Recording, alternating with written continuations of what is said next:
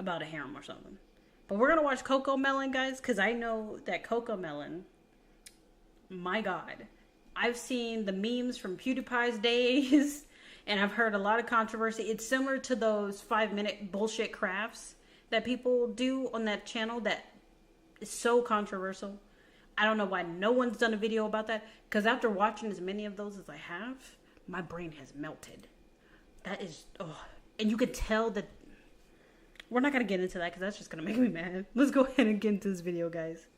Is almost 2 and I've been letting him watch Cocomelon, but now I had to get him speech therapy so I can get him to talk. There are hundreds and hundreds of anecdotes in which parents mention the exact same problem. The Cocomelon show is so insanely addictive, that's the one it's I'm being talking compared about. to nicotine and causing developmental issues amongst the kids who can't stop watching. Children's TV expert Jerica Sands calls it the most damaging show a child can watch, explaining the sneaky ways in which they make the show addictive.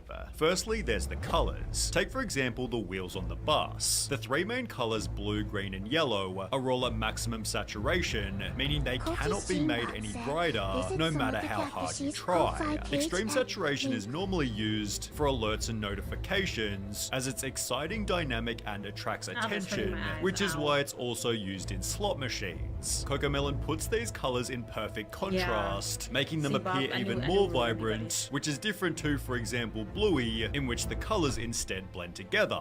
Cocomelon's also different because it's highly repetitive. There's a reason they have 38 videos with over 1 billion views. A child's brain is wired to learn through repetition, so it feels right to them to watch the same thing over and over again. Cocomelon abuses this in almost every video. For example, in the Yes Yes Playground song, they pick a word to repeat 3 times in every sentence, pairing it with a subtly repeating background lullaby, keeping children hooked. Literally no show or movie puts my son into a deep trance the way Cocomelon does. The second it's on the TV, he turns into a toddler zombie who doesn't see or hear anything else that's going on in the room. MatPat talked something about this, about the child's brain and how it was used in a theory with the Five Nights at Freddy's when they were trying to find who the crying child was, and he used some type of reference to how children's brains work and how they're like a sponge.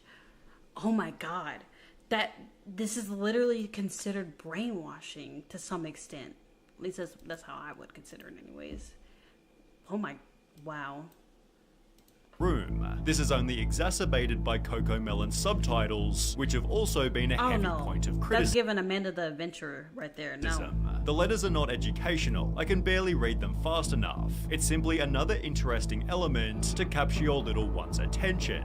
Cocomelon explains in every description, our goal is to help make learning a fun and enjoyable experience for kids, giving you the peace of mind that your children are receiving quality educational content. But people have argued that they're teaching exactly what children shouldn't do. For example, in the No No Bedtime song, the baby refuses to brush his teeth, have a bath, put on pajamas or get in bed. The education is that he eventually agrees to do so, yet a TikTok user was critical, stating, anytime I'd ask my son to do a simple task, he'd say no, no, no. He's sitting there watching Cocomelon, which taught him no, no, no, and to say no to me. On the topic of education, Jerica Sands stated, these people don't give a shit about our children. They care about money. That's it. Your child's cognitive development is in direct exchange for their wealth, and there's pretty good evidence supporting this. A New York Times journalist visited Cocomelon's studio, discovering their #1 focus is keeping children hooked. Cocomelon's data and analytics team sifts constantly. No, also, I want to preference something, and it just hit me. So you guys remember when YouTube originally was just YouTube, before that whole thing that I forgot what it was called. It's basically when YouTube got in trouble because there wasn't safety protocols for kids, and that's why we have that dumb, oh, is this for kids or not for kids? Elsa Gate. I think when that change happened, and I had thought about it. When that change happened, that all that did was allow people, because YouTube made a major change. They made YouTube Kids. They made stuff set for just kids. When they did that, they'd allowed companies like this to monopolize, children views, because then they can say, oh, this is for kids. The attention is to get kids' attention. And I feel like by singling out what's for kids and what isn't has literally just given companies like this the go to be like, yeah, I can brainwash children with these weird songs. Through YouTube numbers to determine exactly what resonates. Should a girl wear black jeans or blue jeans? Should the music be louder or softer? Should the bus be yellow or red? Yellow is the answer, as they use a darker method to ensure that they're correct. Cocomelon has a dedicated Distractatron room, in which once a month children are brought here one at a time and shown a handful of episodes to figure out exactly which parts of the shows are engaging and which are tuned out. Next to the TV. What in the Poppy Playtime is this? This is given... Y'all remember that room? I don't know if anyone's played Poppy's Playtime, but it reminds me of that room where they had those kids go into the...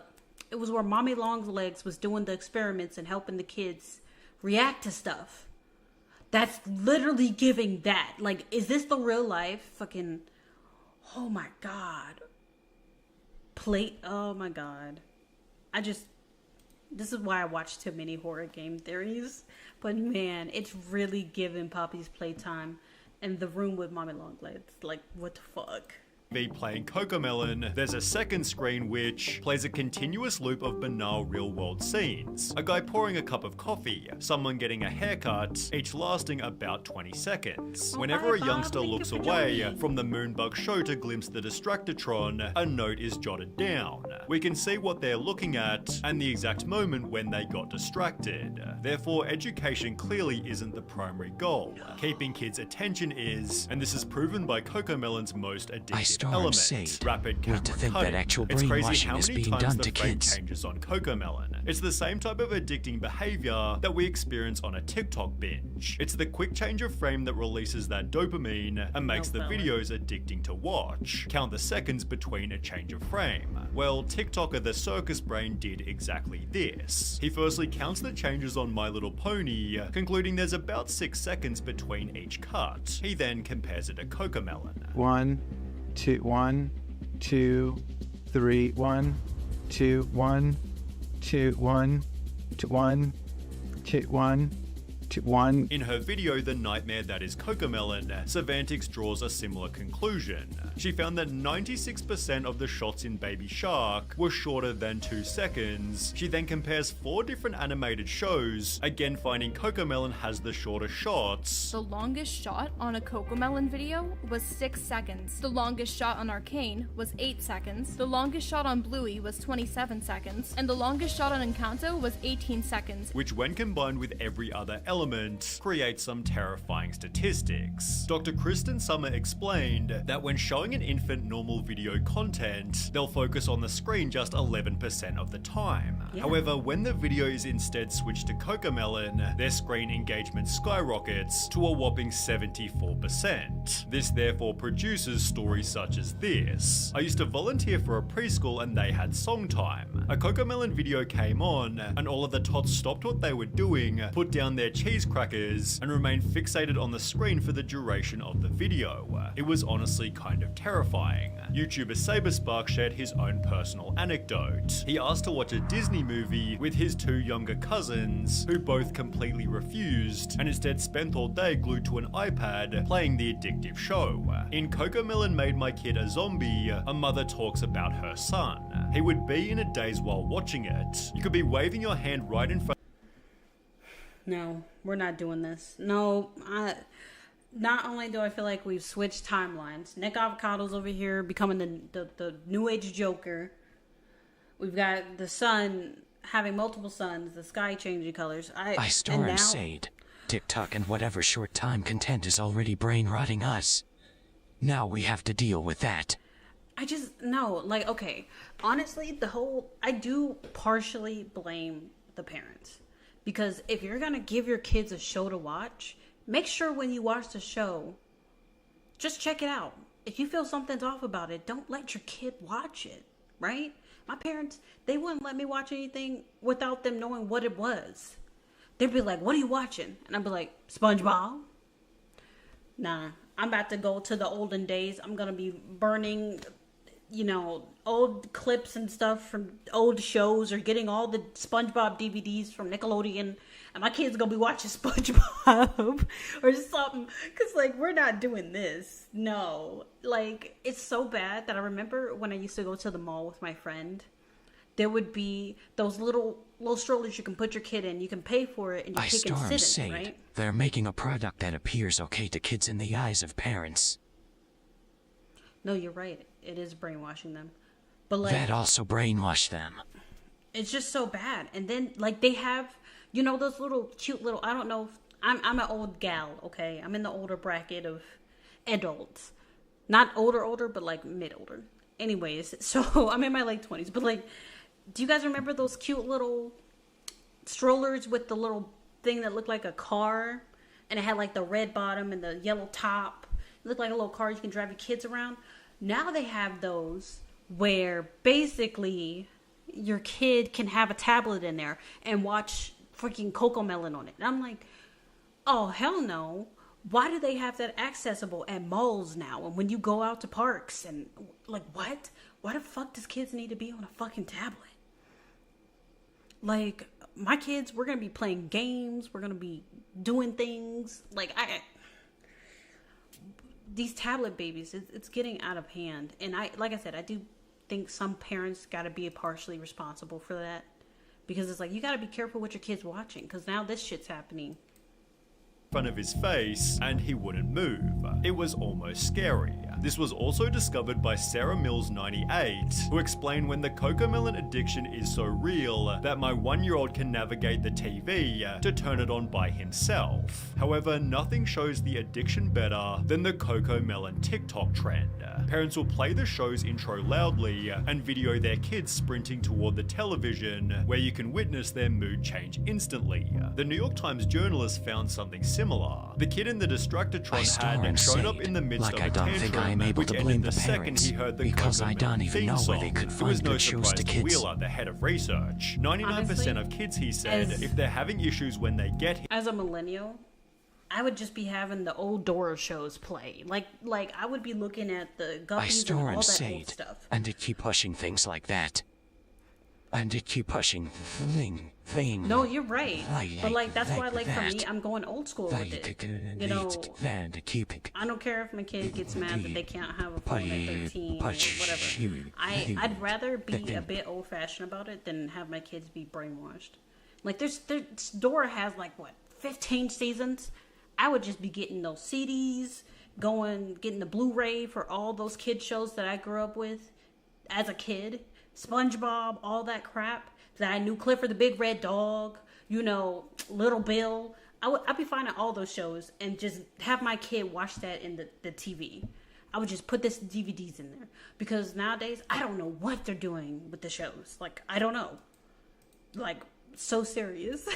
here. Once that Cocomelon song comes on, they're like, life is okay. All is good with the world. Obviously, there's a reason for this. Cocomelon is so hyper-stimulating that it actually acts as a drug, and what happens when you take the drug away? Young children experiencing symptoms of addiction and withdrawal, obviously leaving them completely dysregulated. TikTok user ThePoff1 filmed what happens when you take the show away, explaining he'll be inconsolable for at least 10 to 15 mins after, adding in the description, Cocomelon meltdown is legit. Once you have a taste of the cocoa, it's hard to break the addiction, which this Reddit user had experienced even worse. My husband and I have been worried about our child. I can slowly see how she'd throw violent tantrums at home and in church whenever she'd get bored and would want to watch the show. Her behavior changes the moment she watches the show, and she will not even eat her meals if she wouldn't watch it. After these tantrums end, kids can experience a general discomfort in the speed of everyday life. The more they watch the show, the more their brain begins to expect this intense level of stimulation.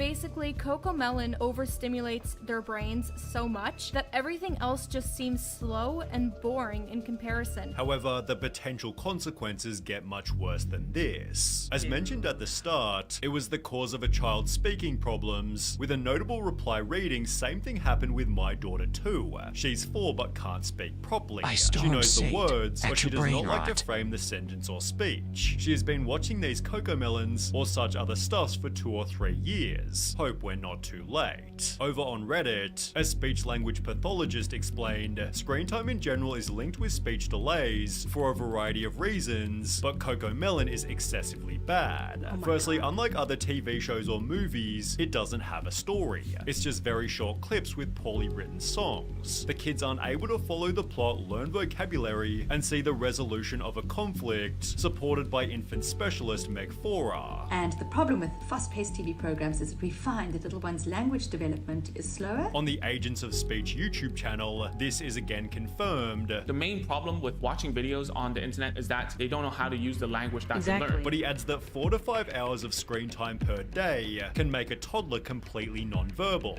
4 to 5 hours is obviously a lot of time, but in Cocomelon Made My Kid a Zombie, researchers discovered that 5-year-olds who watch more than 2 hours of TV a day tended to have lower attention spans and were 7.7 times more likely to show symptoms of ADHD. These screen times might be even lower for Cocomelon specifically because, as explained by Jerica Sands, not all screen time is created equal. A child who just watched 30 minutes of Cocomelon and a child who just watched 30 minutes of Trash Truck will look like a very, very different child. Thankfully, here lies a simple solution. Sierra Renee explained, "My 2-year-old is speech delayed and addicted to Cocomelon. Switched to Miss Rachel 2 days ago and he's already saying more words and hasn't had any tantrums." Kim.it shared an almost identical anecdote. "My 8-month-old was obsessed with Cocomelon and having bad tantrums, so I cancelled Cocomelon and only let her watch Miss Rachel, and she said her first word within the first 3 days of watching." Clearly, parents are able to simply change the channel, but not before leaving Cocomelon a massive amount of dislikes. They've therefore earned the title "The Absurdly Popular Kids Show Parents Hate," and Cocomelon has actually responded to the criticism that explain, "Our shows are not intended to replace outdoor playtime or playdates. They have a place in children's entertainment time, and as with food, exercise, etc., it comes down to each parent to find the right and appropriate balance for their children." No. I'm glad that parents are actually changing to Miss Rachel, because I've heard good things about her on TikTok. Like, she actually does a good thing, teaches kids words and stuff. I've heard good things about her. But for Cocomelon to actually have evidence of them testing kids' attention span to see how to keep them addicted, as if, intentionally trying to do so, but then gonna say in this report, "Oh, that's not our intention. We're not trying to brain rot your children." What? There's proof in the pudding, literally showing evidence that you guys showed with kids to see what was the most effective way. We make poisons that are only poisonous if you take a lot, so you have to decide how much you give to your kid. Now that's a good take, actually. Yeah. Our responsibility. But it seems like with Cocomelon in general, though, just giving your kid any of it is bad. You know what I'm saying? Bad. Really bad. Is ensuring that the quality of the content that we produce is high and beneficial for the development of a child's cognitive and soft skills. It is worth adding that our social media communities are filled with stories of parents who experience firsthand how Moonbug content helps their children. Cocomelon does have a crazy amount of supporters, but it's obvious that some of them are simply ignoring the downsides. My baby learned the alphabet and numbers from Cocomelon. She may not speak a complete sentence, but she expresses her wants through phrases. But is it Cocomelon's responsibility to ensure that babies are talking? Well, no. People love blaming cartoons and games for raising children, and not the shitty parents that don't step in to stop them from watching so much. Cocomelon is actually a really sad symbol of parents giving their children tablets instead of actually parenting and interacting with them. Ultimately, parents are the people who choose how much their child consumes. No, that is valid. Honestly, best ending statement. I'm not gonna lie to you. Best ending statement. Because yes, it is up to the parents how much you give your kids, It's so true.